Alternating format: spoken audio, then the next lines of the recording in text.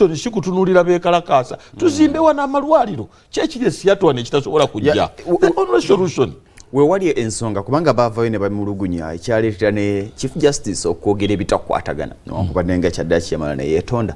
abantu nga beemulugunya bagamba lwaki Jacob Oulanyah but at the end bamaliza ne bagamba tetuwekalakasa lwa Jacob Oulanyah naye olw'abakungu mu gavumenti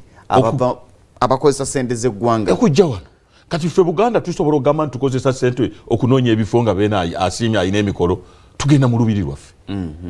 tugenda twejuzi twabadde wano mu Gatini kakati lwaki tetuzimba malwaliro the solution kuzimba malwaliro kubanga wadde Saabalamuzi yeetonda nze nabeerako mu America entale ezaali mwakyoli abasingayo bakyoli bebali mu ebweru bebadduka wano omuntu okwogera Oluganda yeerabidde nti newaabwe ennyimba z'Abaluganda ze zizimba ez'Abamisa Kisemakula ez'aba Haruna Kitooke ziziyimbayo omuntu okwogera Oluganda tekimufuula nti Muganda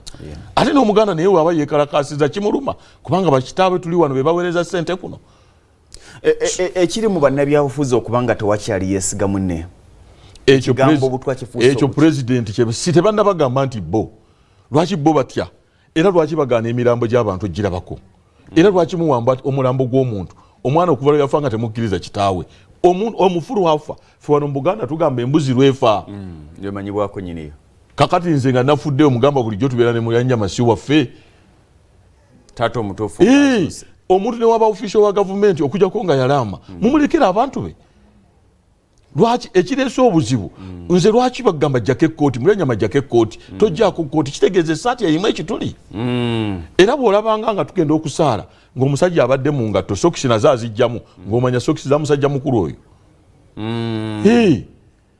sokisi za musajja mukulu oyo si ntereevu ffe tetunagamba tewannabaawo asima statement nti gavumenti etunnyonnyole abantu bagamba gundi yaweereddwa obutwa gw'otya ki lwaki wengamba nti ono omusajja mutezi wa ttalo gw'otya n'ogamba kanve mu lumbe lwa wano boogera ebitakwatagana ono bennyini Minisita Okyenya ayogera kirala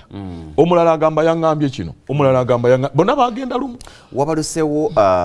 in fact naddala mu boodi oluvuganya gavumenti aboodi olwa gavumenti nalabye ne akulira ebyama omwogezi wa gavumenti omukulu Chris Baryomunsi ng'agamba nti wakati we ne Godfrey Kiwanda Suubi Honorable nga waliwo obutakwatagana ku bigambo ebyayogeddwa Honorable Kiwanda Suubi ani agamba nti bano bulijjo bakwatagana abamagye bagamba temujja kulambula agenda kuzimbwa ddwaliro sipiika agamba tuzze Mugemeere agamba njagala kulaba ttaka tebakwataganangako twaliwo wano Jeti Mwebaze yafiira e Congo ng'omu atugamba nze mulabyeko ate ng'ennyonyi emu bagireese emuleeta Luweero okuziika ng'omwaganze mulabyeko ne kumakya tubadde naye bakwataganako ddi Honorable Betty Kamya agamba tunoonyereze kuba abanene pulezidenti agamba nti abo baleke noonyereza kuba Mulyannyama abatono gavumenti mu gavumenti kakati kino kyoloza kyekipya kitutwalawa okubanga mu kaseera kano abantu betwandisubidde okuvaamu eddoboozi eryawamu waliwo n'abadde baga nti lwaki ayogera kati omukulu Kiwanda Suubi lwaki kati lwayogera lwaki taata ayogera naye alina bunyiivu bamumma bwa minisita siyinza kuba naye sayidi lwaki taata ayogera kati taata abataata kubanga yali akyalwana omwana waawo ne singa bamuwongera ddoozi singa kyaba kyekituufu gwe kyolina okunoonyereza ono minisita yagambye beetaaga kubudaabuda ekirituuka mu lujjaalwe naffe tuli mugamba beetaaga kubudaabuda ebigambo bya musajja mukulu kumukwata mpola ne baleeta ababuuliriza ddala bigamba ki bigwerawa kubanga omuntu alina okuba yayogeza lumbe nga lwe lumuluma owulidde alina okuba yayogeza lumbe nga lwe lumuluma owulidde ng'olumbe lwali lumuluma n'aleetamu obulwadde kakati gwe oyina mukwata bulungi n'omugamba ddala tumuyite kiki ekituufu ekiriwo kati ye Kiwanda ne tujja naye kubanga ye Kiwanda tulaba body language yeeyogeza ki byayogera bimuweddeko oba kyekituufu oba busungu bwe kubanga yali yeeyita namba 3 mu gavumenti owulidde kati naye n'omuteekaawo si kuba goba bugobi gw'olina kutandika basengeka ne wabaawo abakugu ne bannaddiini ne bagenda bayogera ne taata w'omugole ddala mutabani we yayogera atya ayinza kwesigaani taata omusuubira nti alina omuntu tasobola kwesiga kubanga abamu abavuunuzi b'olukyoli bagambe n'ebimu tebyavuunuddwa ebimu tebyayogeddwa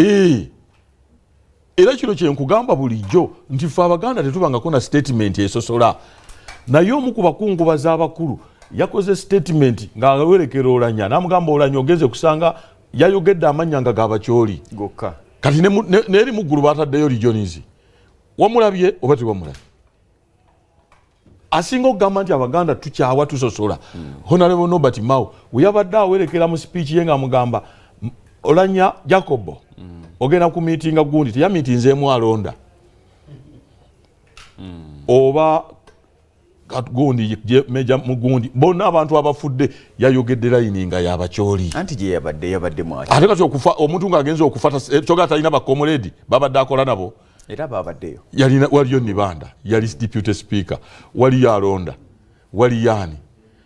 kati nojjolaba okumanya gavumenti bagenza okumaliriza Otafiire yabadde alina gwaziika ng'alangira Oulanyah tewabiwulidde tewabirabye ku gundi ku social media ngagamba oyo Oulanyah gwe mukungubagira kati nze namuyamba n'omuyamba okola ki nze namujje mwali mumusuddewo abantu b'omwakyoli nze namuwa kino ne mugamba jangu obuulize wa Kisekka ne mujjayo simana yalwala n'abeera emulago nze nasasula biiru kati mulaga nti mwamaanyi nnyo ng'Otafiire yabyogera kitegeeza nabo waliwo kyabanyiizizza mbu bali basusse ate nga bamwambadoninga kati olutalo oluli mu gavumenti tebalina collective responsibility ng'embeera yebaddewo ne president bwe yaze yennyini ekkolo n'agamba Katonda abazungu atwala baddugavu ate gwe ng'oli wa kyenda akyakulese so n'olwekyo tulina okufuna gavumenti eyina obuvunaanyizibwa eri bannayuganda bino byonna tebyali baddewo gwe bakisekka twaboogerako bafiira mulago naye kiruma abantu bafamire mmeka ziina Oulanyah bameka bali mu famire abanagenda Seattle tukole ebyaffe tufune supplementary budget sente tuziteeke mu budget tuzimba amalwaliro gaffe tuleete mashini kansa atta abantu kubanga Katonda yatta bino byonna bijja lwa bulumi bw'abantu asigala omu ya Katonda yatta naye ayita mu ngeri nnyingi kubanga ne munadduka ne mugende Seattle malayika alimautu yabasangayo iyo ejja wano nga siteizi akunzitira wano abantu baali bakutukiddeko mu budaala nga kati wano we tuli mu mizindaalo so the only solution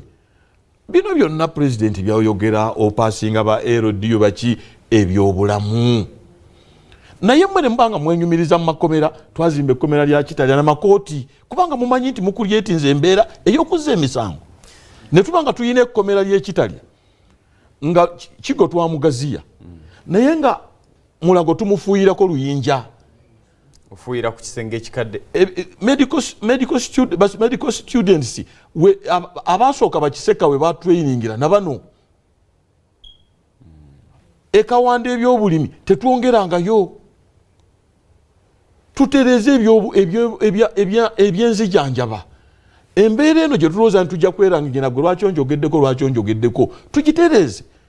kyekyokka tukyalina meya wa Makindye Kasirye Enganda ali Mulyannyama tukyatunuulira embeera eri mu ggwanga Uganda bingi ebyogeddwa oba oliawo ne wali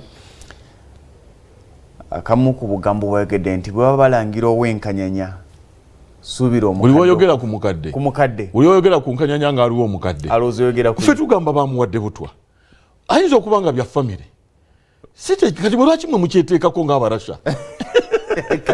kati tugenda